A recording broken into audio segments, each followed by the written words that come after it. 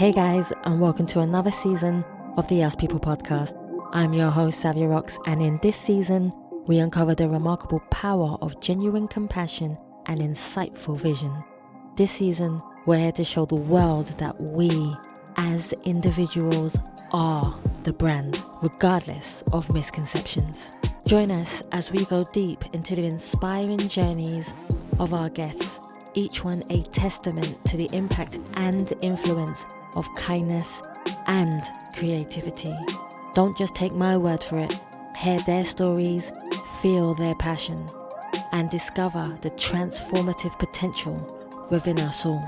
So stay tuned as we shine a light on the truth that connects us and inspires change.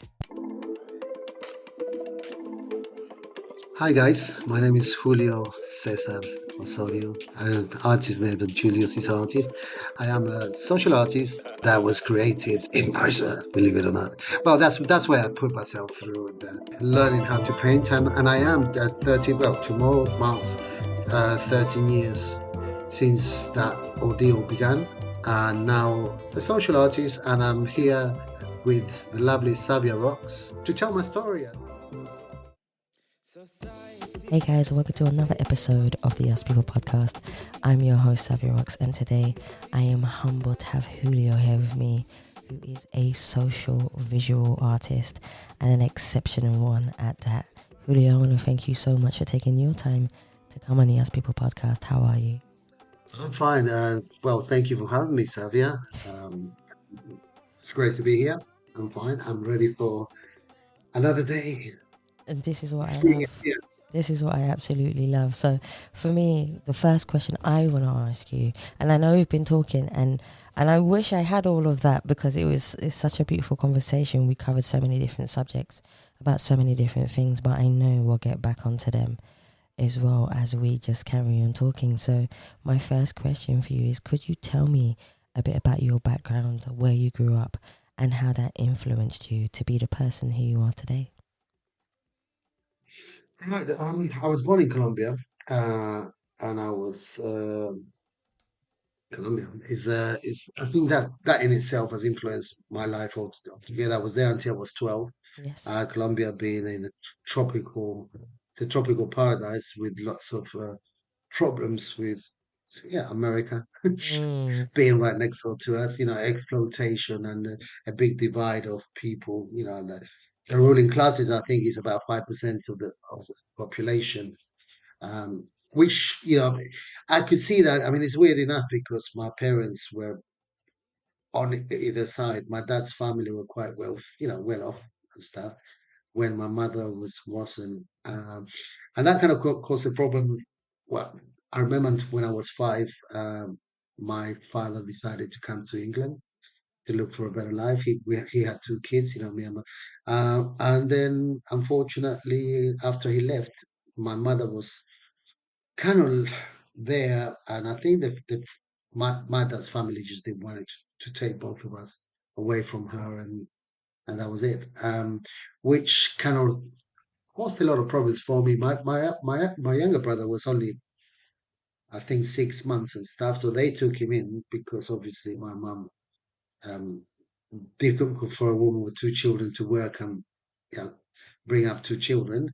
And I was fine, and I didn't want to leave her. Basically, I didn't want to just all of a sudden my dad disappeared and my mother, they wanted me to go mm, and live with my grandparents, and my mother would have to go, and I wasn't happy with that. So that was the start of it all, and it kind of went on until I was 12. I would go and live with my mother for a bit, then I would go here. I was in boarding school for a while, just before coming to England. Until I came back when I was 12 in 1982. I came to England to live with my father and his new family, Um, and that's how I came to England. What else can I tell you? I put myself through uni at about 27 and decided that uh, it's bizarre that, come think of it, that since such a young age, I can remember I just could not understand why the, the difference in social status, and yes. I just couldn't. didn't think see the fairness of it, the need for it, the because maybe I experienced, I lived with my grandmother for quite some time. We lived in a farm and stuff. Mm. And those really happy times, come to think of it, because we were, in a farm. She worked very hard and stuff, but um, she was such a happy person.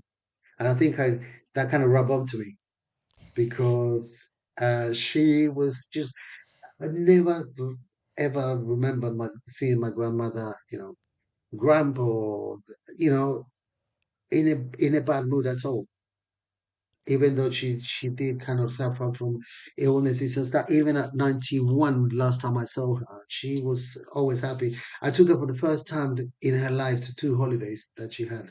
See? That was it. Yeah, I took her to the Caribbean. We have Colombia has got a little island in the Caribbean called San Andres, and she told everyone she wouldn't get on a plane. I got her on a plane, and she Oh. loved it.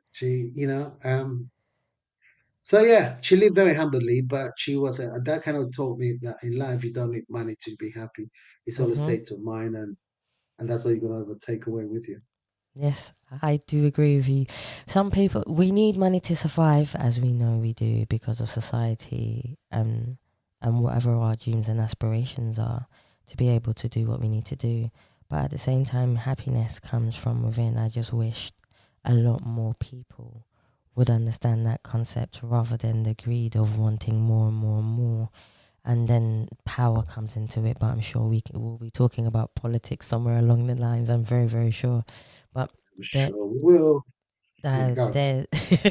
See, this is why I like it. For me, another question that I do love to ask my guests who come on the show is kind of to break more about them down, which is, can you tell me who you see when you look in the mirror? But on the flip side of that question, has there ever been a time where you have looked in the mirror and not recognized the person staring back at you? Julio, how did you manage to go from a person that you may not have liked the vision of to becoming the person that you loved seeing in the mirror that represented who you are as a person? It's a good question, but it's actually quite. I never thought about it that way, but I don't think I've ever been. There's been a time where I looked in the mirror and don't like the person that I see, because Mm. you know this journey has always been. Um, I think fairness. I kind of, like I said, I always did a lot of thinking and stuff, so I've always kind of have had this intention of helping, and you know kind of from my experience, which are not great experiences as a child to go through. I still have this willingness and this eagerness to help and to so at different stages in life.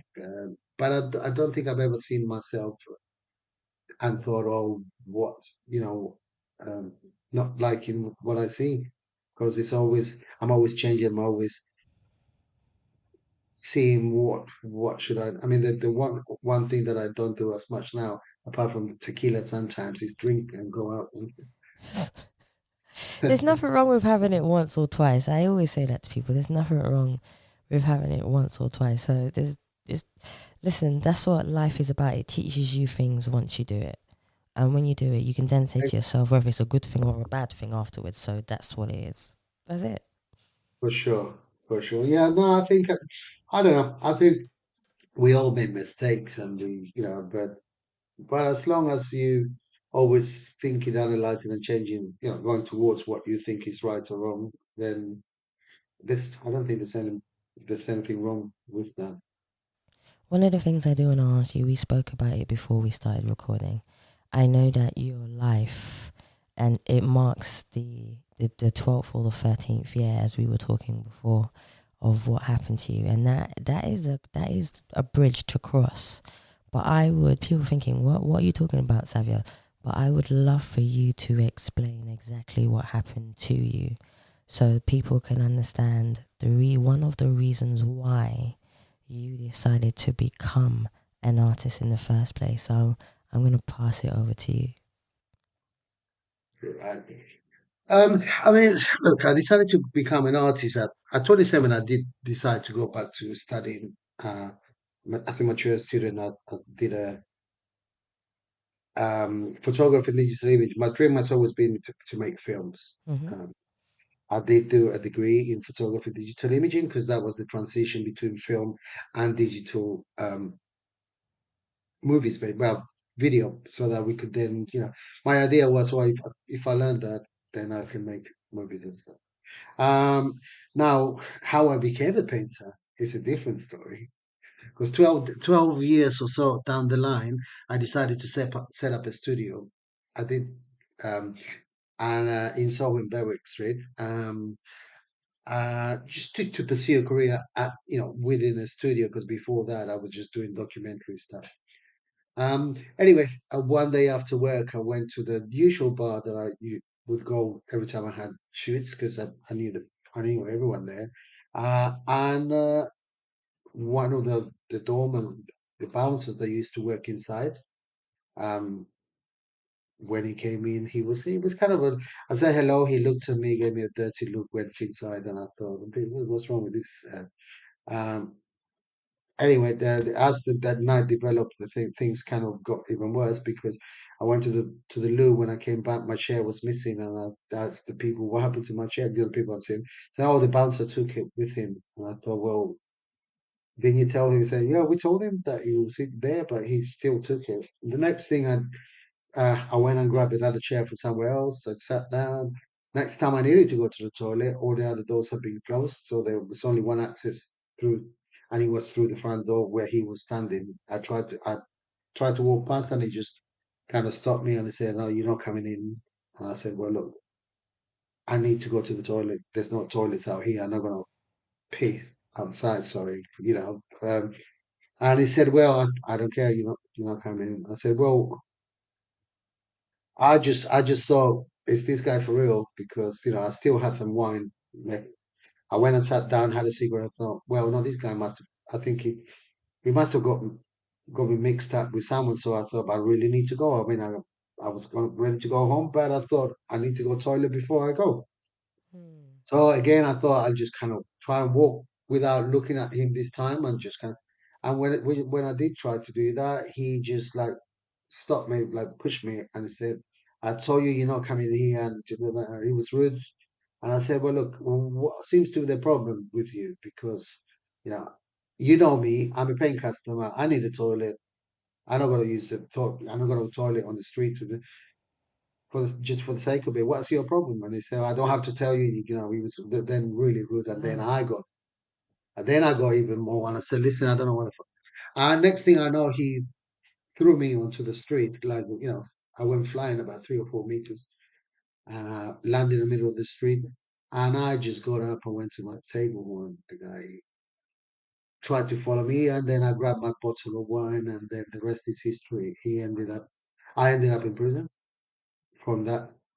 Uh, and he ended up a preacher, believe it or not, which I think that was the last news I had, a preacher. Um, I mean, I hope he was just purely because he was so sorry that he sent me to prison. I got a 5 year sentence Mm. for previous bodily harm with intent. Um, he got a mark for the rest of his life, because unfortunately, his lip was kind of busted quite badly and stuff. I hope it, like I said, he felt sorry for that he done that, because he was all instigated by him. Yes. But I I wouldn't put it past it that he just probably thinks he's better money there, and uh, a lot safer to being a preacher than a bouncer. So yeah, Well, uh, it that's depends on how how you talk that's to people. sorry. It depends on how you talk to people. You Well, can't yeah, I you you, mean, look, you, you can't just go around picking fights with people like we said before. Julio, well, you I mean, the can't just guy, go the around. guy, the 6 foot something, big as a Nigerian guy, big Ah, guy. okay. Um, Mm. Mm. Uh, um, and I'm just a small little Colombian guy, and I Hey, think, don't knock your size. Listen, there is no, power in listen, small this people. is this is a piss take. Sorry, but sorry, but don't mean to be rude here. You can bleep it out. But no, he's like, I'm used to that. I've been used to that all my life, and it just so happens that people can make so much bad mistakes. And we talked about this before. Part of Yes. my upbringing was the fact that, first of all, in the Latin culture, and I think in a lot of cultures, developing countries, kind of thing, Yes. a lot of cultures is about this respect thing is a very big thing. Honor, you know, if you disrespect me, or if I did, that's what I was told when I was a kid. If you go around life, you have to be respectful to people, Yes. right? Because if you are disrespectful, if you are, then you have to be ready for anything that could happen. Anything could happen because people might, which in a way, that's what happened. The guy, not only did he disrespect me, he obviously thought he was bigger than me, but that didn't mean jack because at the end, I ended up, unfortunately, I ended up in prison. But as a gesture of, I thought, well, there's nothing I can do about that. But I'm gonna make that turn this negative into a positive.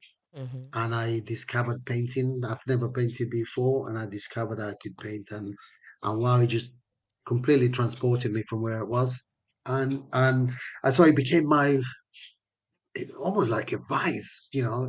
I within 2 weeks of being there, I actually very good friends still with the three tutors from the art class. Within 2 weeks, I asked the head of the education department um, if I was allowed to take not canvas, an easel back to the cell Yes. so that I could paint it myself. And she said to me, Lisa Hendricks, her name is. I said, Lisa, do you think I can do it? She goes, you know what? No one has ever asked for that, Julio, in all the time that I worked here. Mm-hmm. But let me ask. I'll have to ask the governor of the prison to see if that's allowed. And she came back to me like a day or so later, happy, and said, Julio, you've been given permission to take an easel I like that. to yourself. And I thought, brilliant, which I did. And then, I mean, this is quite, every, everyone's life is full of stories. Anyway, I got permission to, but then you're not allowed to take the paint and stuff. And I thought, well, how? Yeah, because I can understand where. So I just started smuggling different color paints and stuff in like little pots of vitamins, and I would take it to hair gel, any pot that I could find, so I could just squeeze a bit of paint in there and put it, and then take it back to the cell like nothing happened.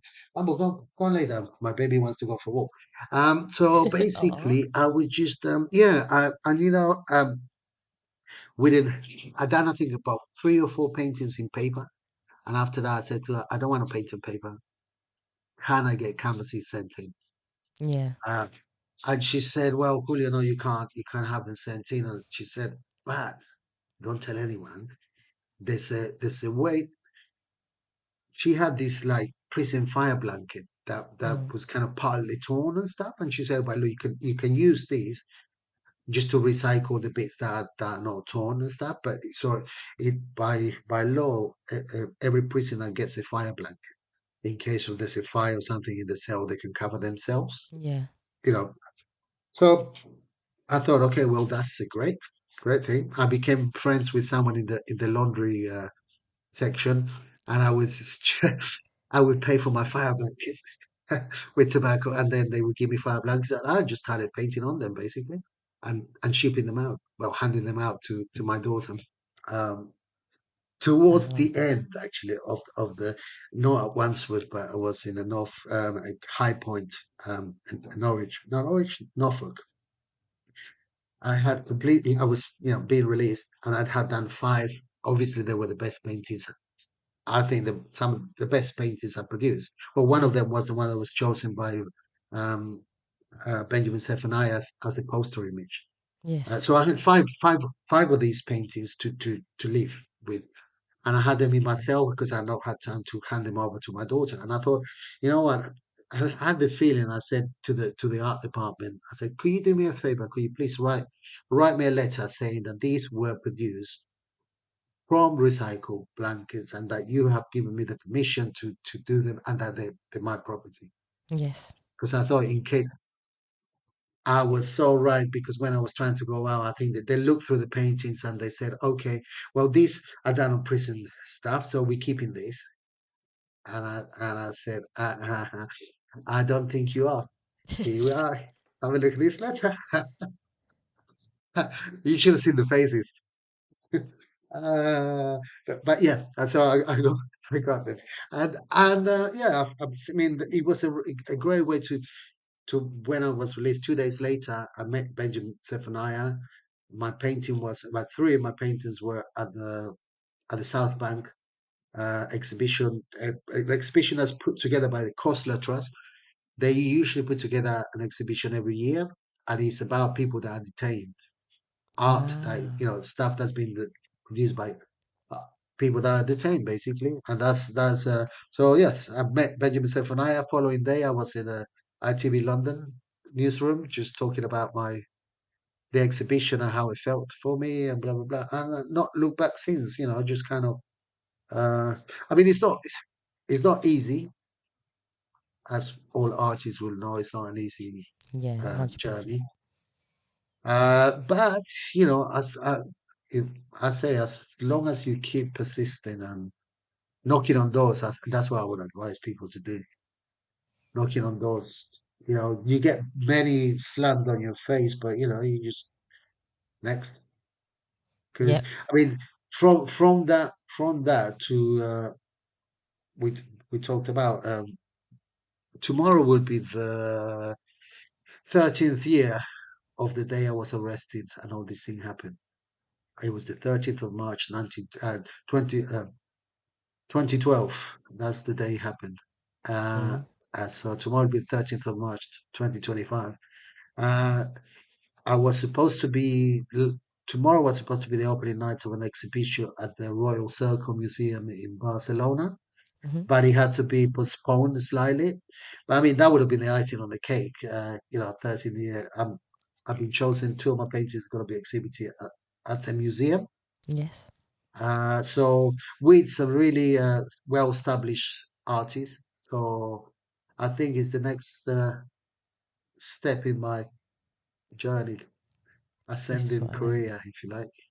And this is Uh, why I like it. yeah, it's life is wicked, hard sometimes, but it is one of those, isn't it? Um, I think, like I said, it's really, I mean, since being out, I have kind of tried and word. I do. I'm part of the alumni group for the Prison Education Trust. That's something that I'm quite. They basically fund education for prisoners. You know, I mean, they actually provided me some a bit of money for some materials when I was there, Yes. because I found that. But there's prisoners that they paid for the degree courses like Open University and stuff.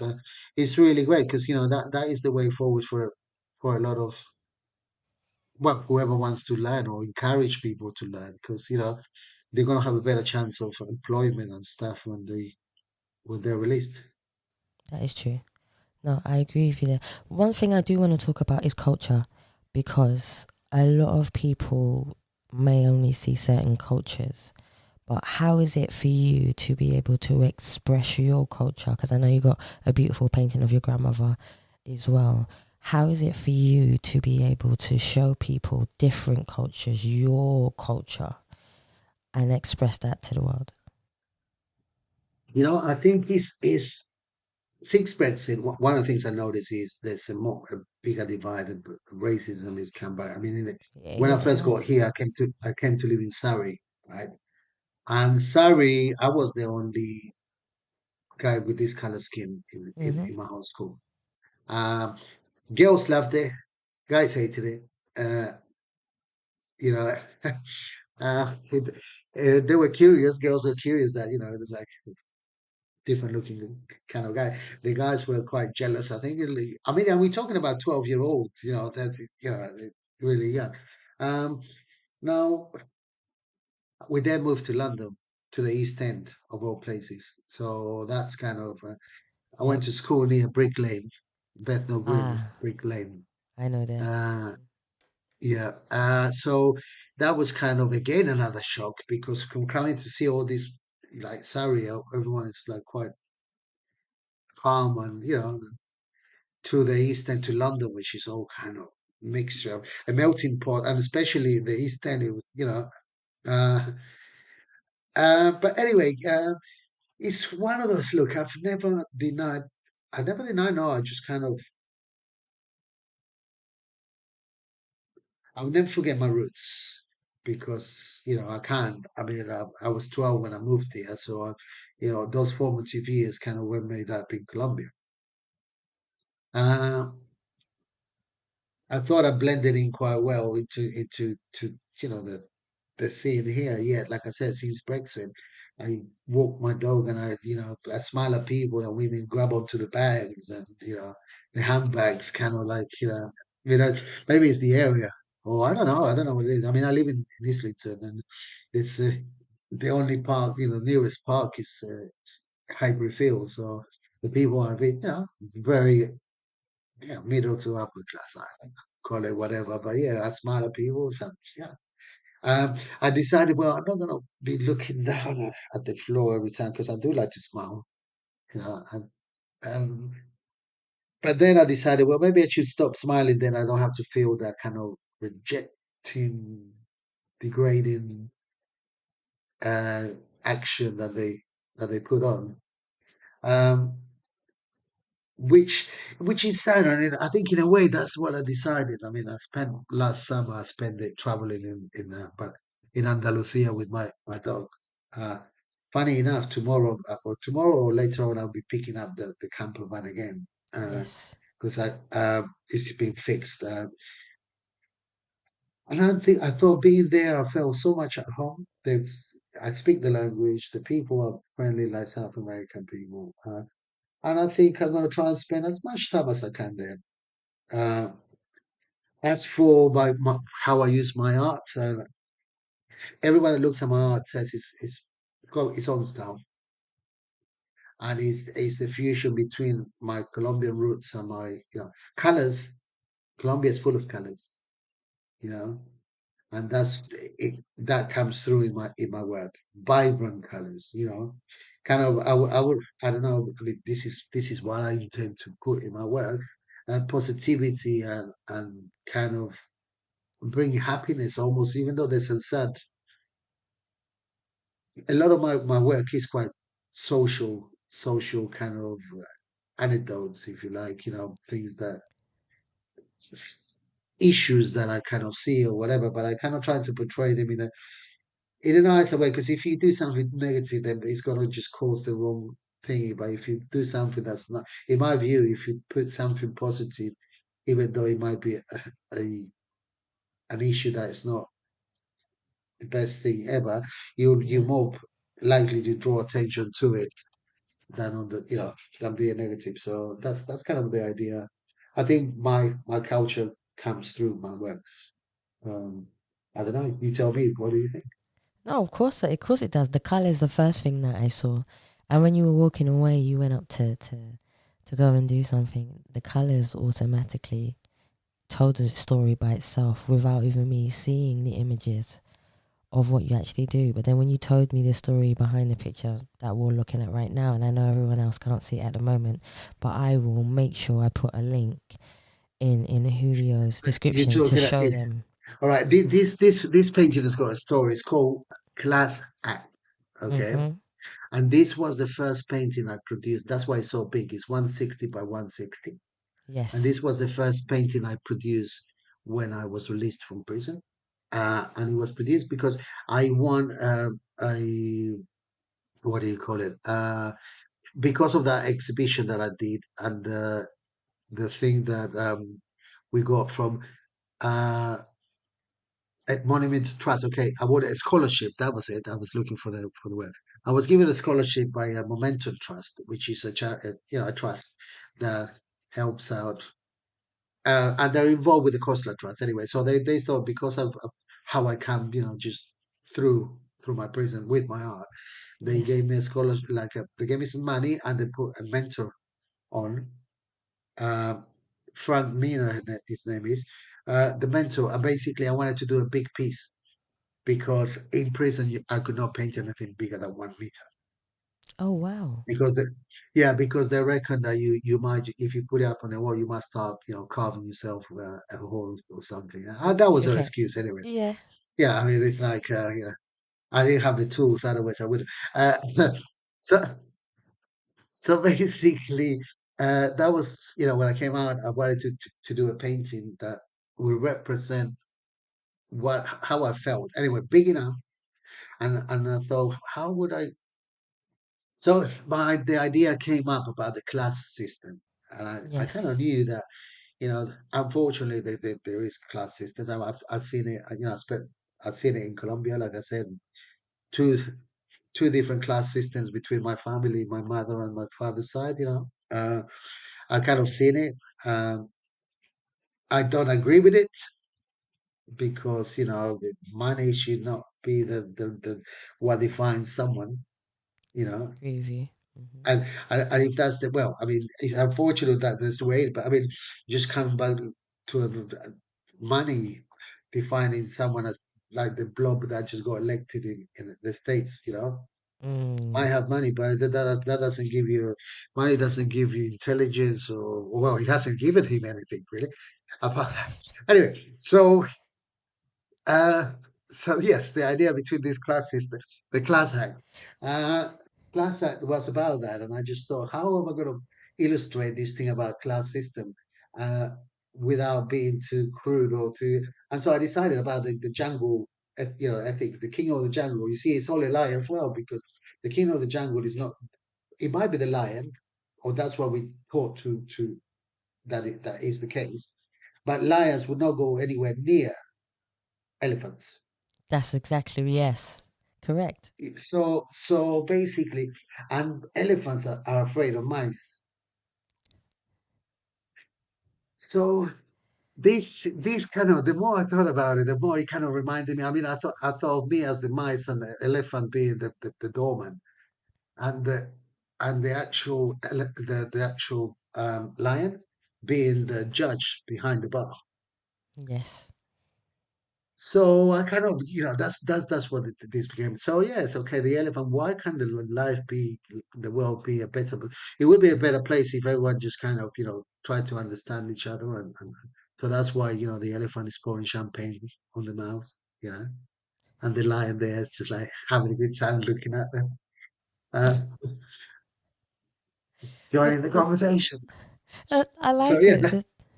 So this is that guys. This is what I was trying to explain. So what I'll do is I'll put a link so you can see all of Julio's work and you can understand his mindset and you're taken into his world of how and why he does things in the way that he does. Which I find it quite comical because there's a lot of humor in it as well for me. So there and then has he's to be. smiling. There has to be. No, I agree with you. There definitely has to be. Julio, one of the questions I do want to ask you is music.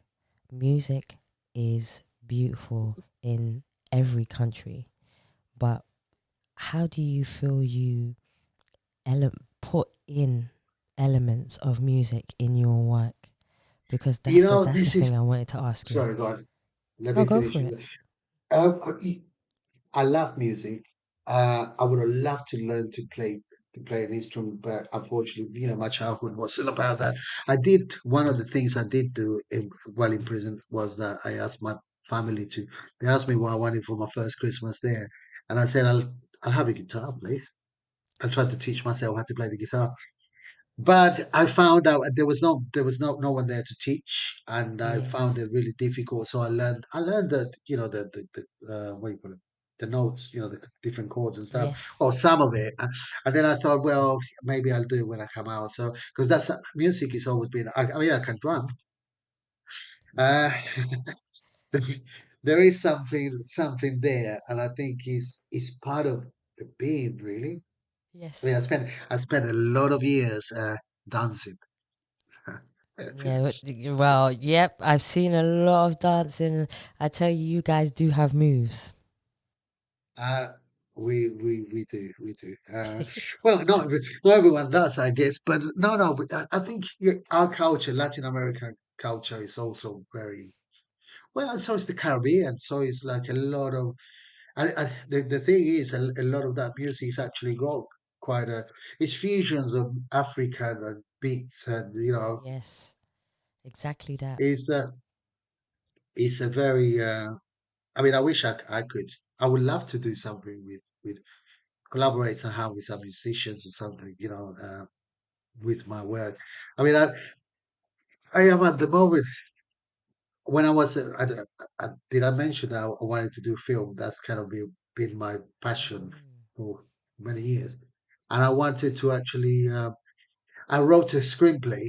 It's a mobster comedy when I was there. Well, it's not a play, it's actually a screenplay. So, uh, for a movie. And I'm thinking now with AI, I'm thinking I might create the first ever AI movie Oh, with my script and the visuals from created by AI because I can't afford to get the cast I mean I did get some cameras and stuff just before the pandemic because I decided I was going to do it. I was going to shoot it, but it all fell through the pandemic. Now the cameras are not what they were supposed, as good as they were. But yeah. yeah, that idea has come up. So if anyone has got any, I put it out in the open. If anyone Yeah, has go for got it. Yeah. any good ideas or platforms or want to maybe collaborate, anyone that's in the movie industry or graphic or whatever, experimenting, I wouldn't mind. Get in touch with me. Maybe we could do something. And I think I was talking to someone that's in the film industry yesterday, and they told me that no one has generated that yet. So we are. I think you might be the right time to do it. If it's happening, then it is the right time. If Yes. someone gives you a window of opportunity, it definitely is the right time. That's Well, what I yeah, would because say. I mean, you know what? There's so many times in my life when I've come up with this really. Before even Big Brother came up, I had an idea to set something like that up when I was at uni, and I just too many ideas and too many things to follow. And then Big Brother came up, and I thought, oh well, uh, if only I had kind of tried to. But the problem with all this is that everything takes a lot of time and effort, and That is finding the true. right people. Yeah, so it's one of those. But yes, music, baby. I actually saw a report the other day about I think it was quite a famous artist that decided. I think it was what they call because he like Bumble loves the music. Spandu Valley, I think it was.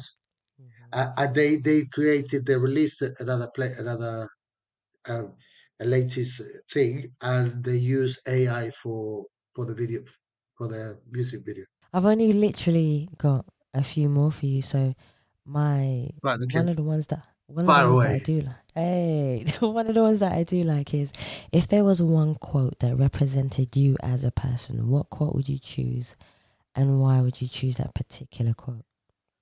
Well, I'll tell you what, that's a good thing. I never thought about, of course, I never think too much about myself, but I will read to you what Benjamin Zephaniah wrote of his quote about me.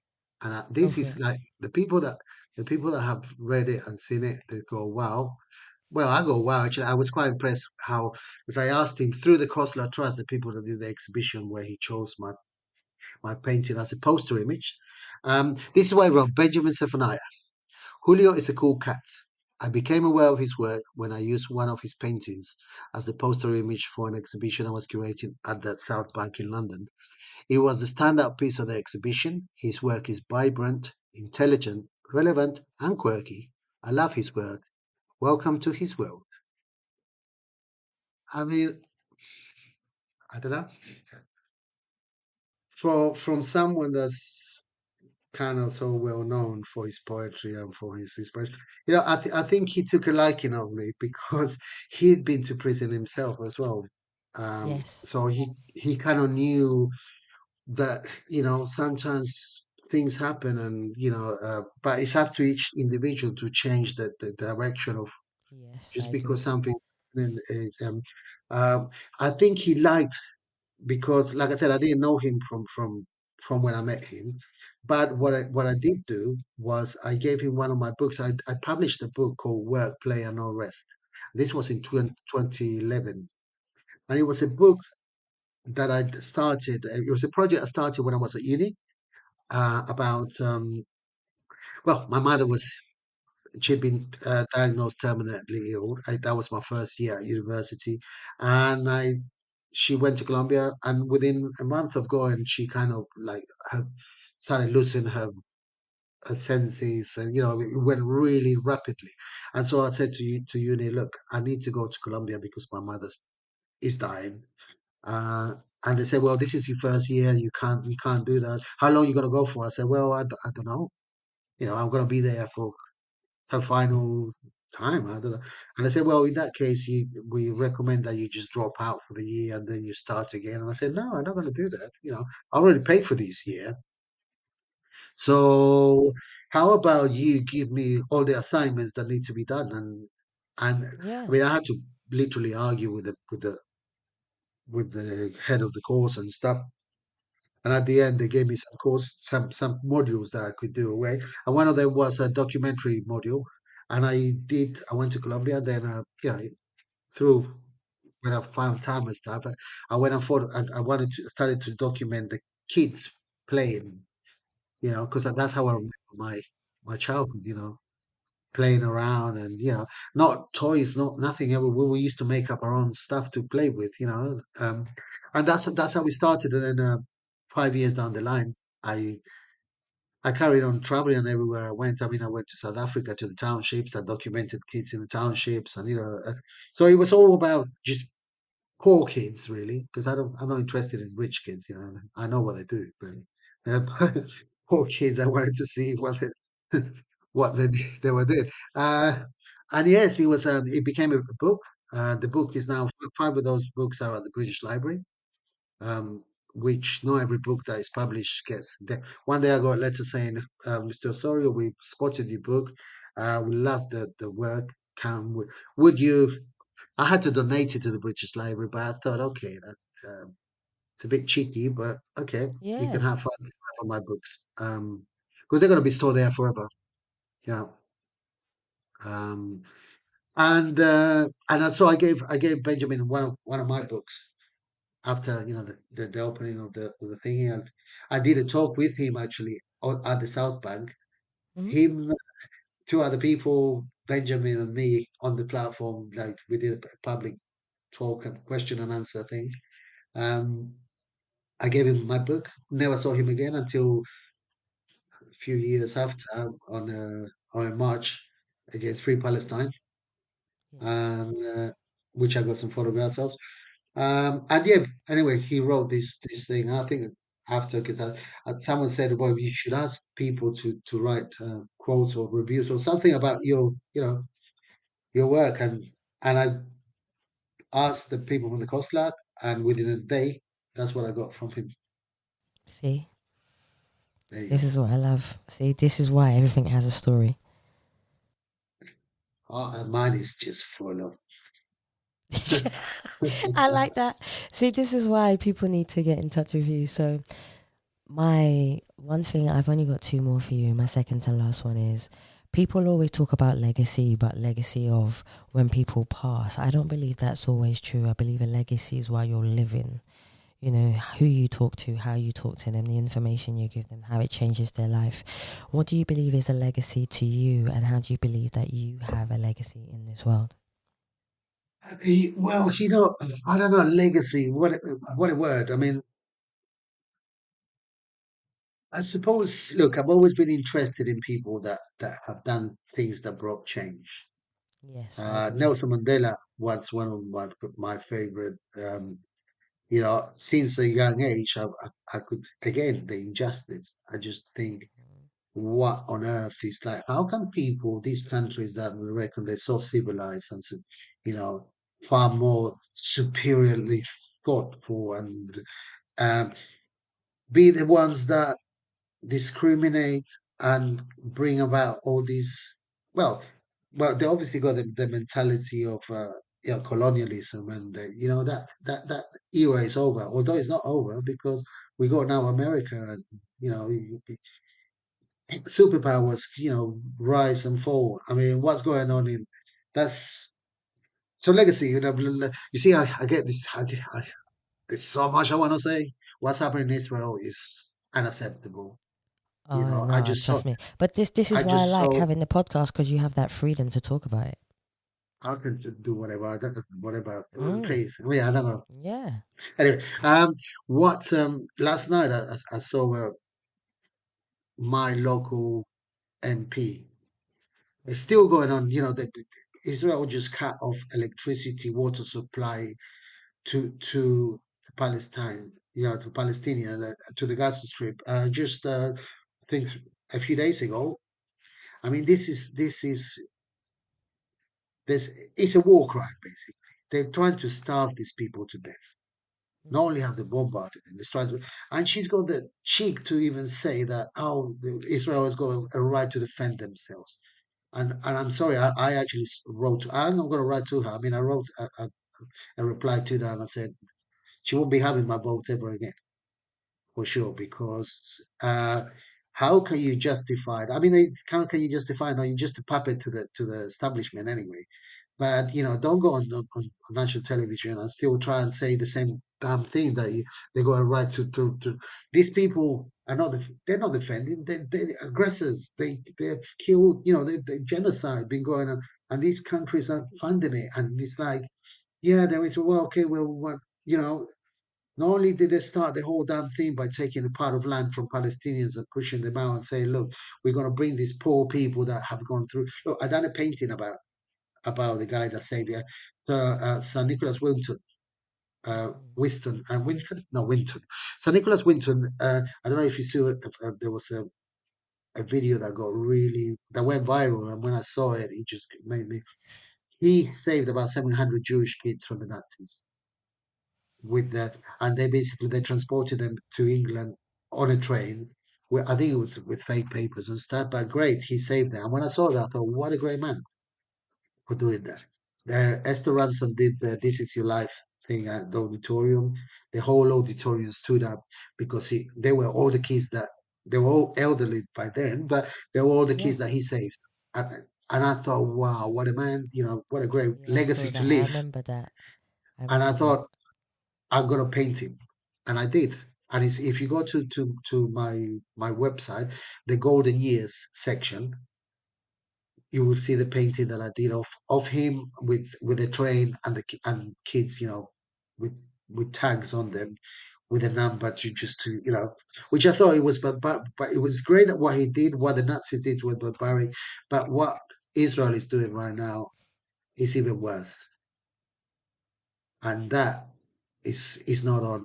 And people can say whatever, that this government is they got blood in their hands because they're still funding it, they're still sending arms, they're still and then you got these damn politicians saying that they got a right to defend it.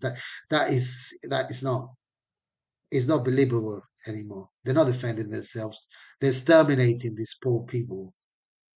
And I wish I could do something more, but what I'm going to do is I'm going to do a painting about it. I am gonna do a painting about it. I've just been thinking how do I put this, because I don't want to put the negativity in it, but it has to show. I think I'm gonna include him for my elderly people, elderly the Golden Year series, and I'm gonna do Yes. a painting. I, if anyone hasn't seen it, please have a look. Channel 4 is on stream now. It's called No Other Land. It's a documentary that won an Oscar for just in this last autumn, and it's about a young Palestinian kid that has known nothing more than occupation and the terrifying thing that Israel has been doing. They had the land taken away, but he's been documenting him, his dad. Um, what? Have a look at that documentary. It's called No Other Land, and I couldn't sleep properly that day because it's just so unfair what Israel is doing. Israel shouldn't be there. Simple as that. I'm surprised other people, other the Arab world is like watching past, like looking at like that, because it's going to come to them too. That's Eventually. what they're doing, and that I don't care if it costs me my life. If that's whatever, I say what I feel, and the social, the media machine, the BBC. I don't watch the damn thing anyways. The most biased propaganda machine ever. Yeah, I have to pay for a license for that. I it's Anyway, apart from that, the legacy is going to. I don't know if I'm going to leave a legacy, but I just document and say things how I feel, and that's it. Whether they I like it think or that not, I got is. my freedom of speech. I'm not attacking anyone apart from, you know, visually or. Uh, I just want people to either look at my work, see what they think. Hmm. I'm looking at stuff that, how I see the world through my eyes.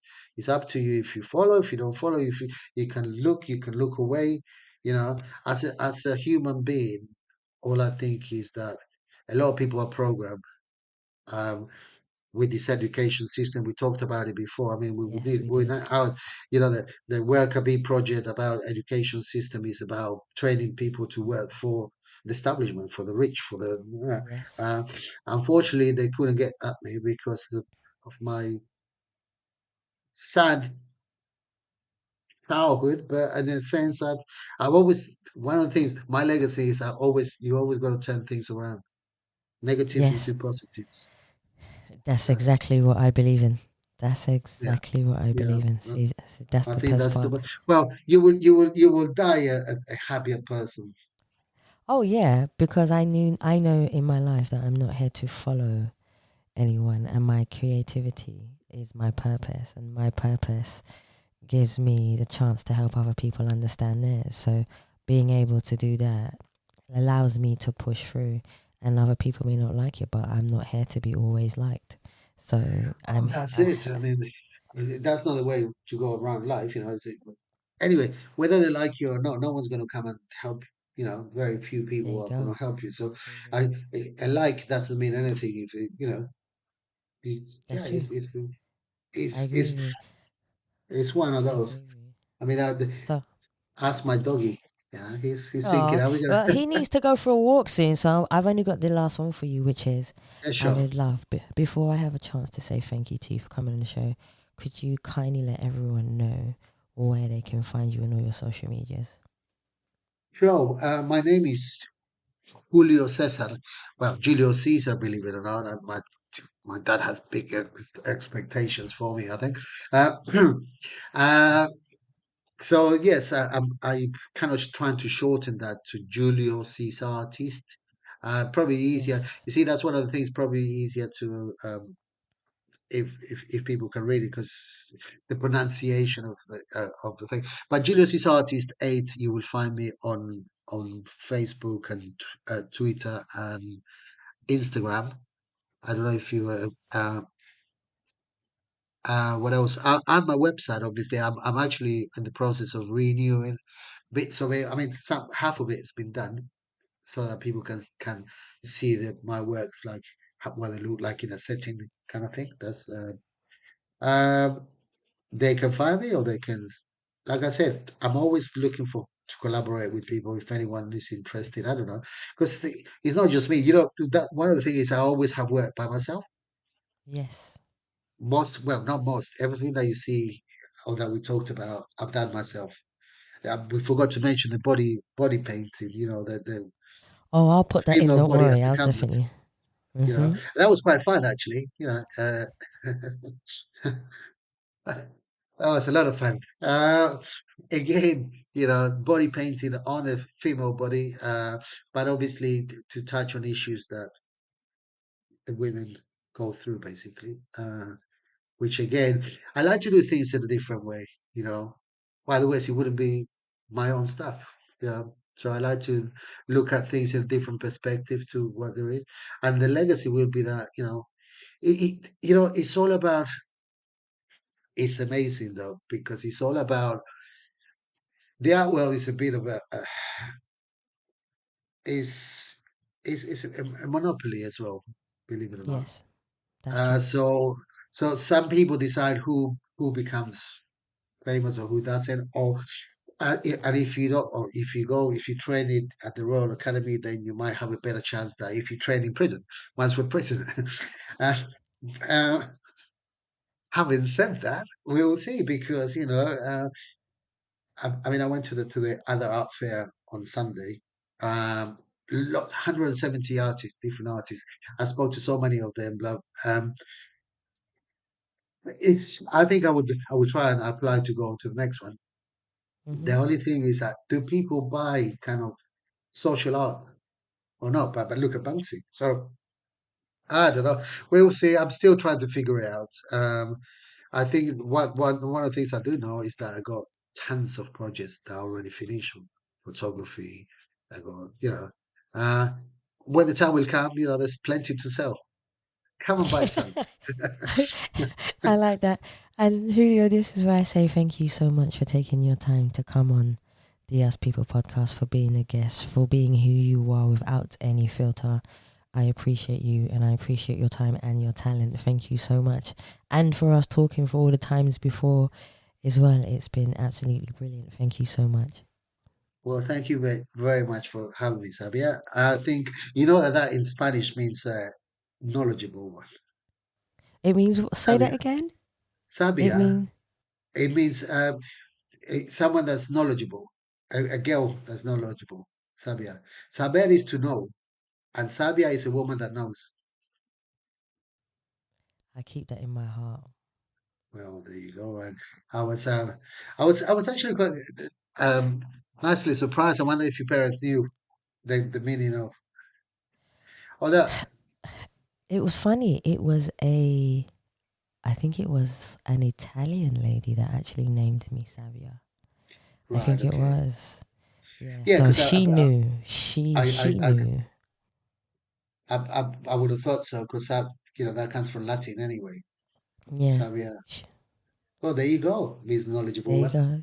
Sabia. There you Ah, go. Well, I hold it humbly, and I hope I'm a pathway. I hope I am a channel to help people in the world so that they can channel their knowledge and wisdom through me, and I help them to do that, which is why we do this. And being able to use my voice to be able to do that is is a beautiful thing as well. So I keep that.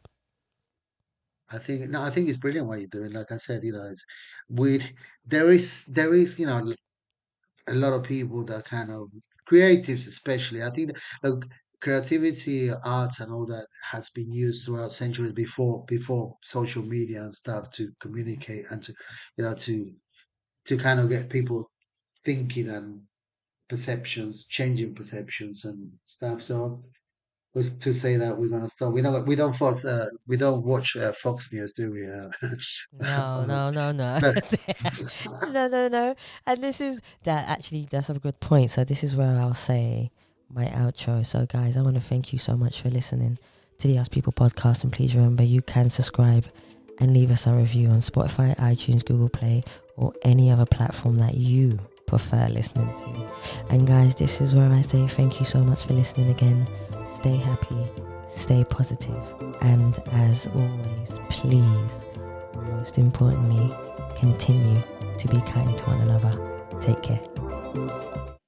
Society has made me want to validate me from my illusion that awaits me, from how the people will perceive me.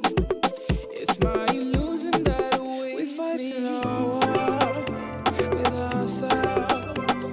Our mental health is silencing us from our heart. Social media is taking our time from connecting with each other soul to soul. Why we dance on TikTok, strike a post on Instagram, fight the world on a Twitter feed, link a thing on Snapchat. Why we dance on TikTok, strike a post on a Instagram, fight the world on a Twitter feed, link a thing on Snapchat. Why we dance on TikTok? Inside me, but the social media's corrupting me. reach you guys and see what you think about my work. I mean, it'd be great. I'm looking for people, lots of people to collaborate with and show. the world that there's better ways of living than what we are living right now.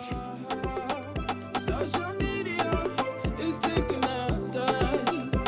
We're connecting with each other so. Why we dance on TikTok? Strike a post on Instagram. Fight the web on a Twitter feed. Link a thing on Snapchat. Why we dance on TikTok? Strike a post on a Instagram. Fight the web on a Twitter feed. Link a thing on Snapchat. Why we dance on TikTok? Why we dance on TikTok? Why we dance on TikTok? Why we dance on TikTok?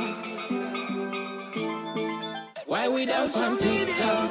It's taking our time. Why we dance on TikTok? With each other so. Why we dance on TikTok? Strike a post on Instagram. Fight the web on a Twitter feed. Link a thing on Snapchat. Why we dance on TikTok? Strike a post on Instagram. Fight the web on a Twitter feed.